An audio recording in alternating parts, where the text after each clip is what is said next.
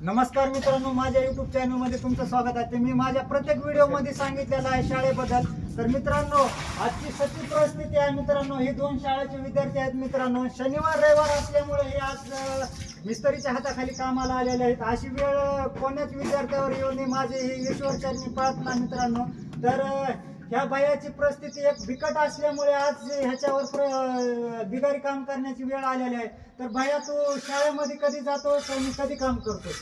मी शनिवार रविवार कामाला येतो आणि सोमवारी शाळेत जातो. माझी गरीब परिस्थिती असल्यामुळे आई माझी रोज कामाला जाते आणि मी पण कामाला जातो. आम्हाला काम केल्याशिवाय पर्याय नाही. आमचे वडील बिमार आहेत, त्याच्यामुळे आम्हाला काम करणं शक्य आहे. धन्यवाद.